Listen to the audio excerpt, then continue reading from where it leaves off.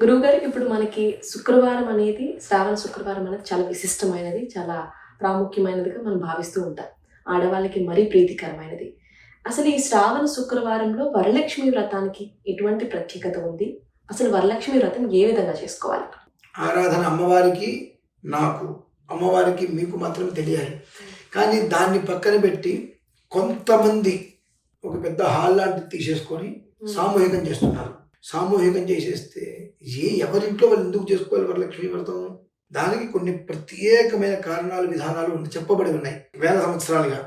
కానీ గత కొంతకాలంగా మాత్రం శ్రావణ మాసం వరలక్ష్మి వ్రతం భరణ వారి ఆధ్వర్యంలో నడుస్తుంది అనగానే పొలోములు వీళ్ళందరూ అక్కడికి వెళ్ళిపోతున్నారు. నువ్వు ఇంట్లో చేయవలసింది ధర్మయుక్తంగా ఇంట్లో చేయకుండా బయటికి వెళ్ళి 10 మందిలో కూర్చొని నువ్వు చేస్తున్నావు. ఎలా చేస్తున్నావు? నీ ఆర్భాటం, నీ ఆహార్యాన్ని అక్కడ ప్రదర్శన.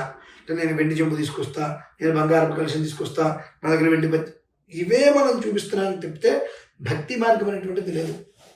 ఎప్పుడైతే గడప దాటి నువ్వు బయటికి వెళ్ళి పూజ చేస్తున్నావో అది అసలు వ్రతం కింద లెక్క రాదు. ఏదో మొహమాట కోసం చేసుకుంటున్నావు. నీ వ్రతం అనేటువంటిది ఏ విధానం చెప్పబడి ఉన్నది? ఆ కల్పం పుస్తకం తీసుకుంటే కల్పంలో చక్కగా స్పష్టంగా ప్రతి అక్షరము ఇచ్చారు. ఏ రకంగా చేసుకోమ్మా, ఖర్చు ఉండదు. కానీ మనం ఎప్పుడైతే కనుక వైదికం అనేటువంటి విషయాన్ని పక్కన పెట్టి వైభవ ధోరణిలో వెళ్తున్నామో, ఇక్కడ వరలక్ష్మి వ్రతం మనం చేయట్లా.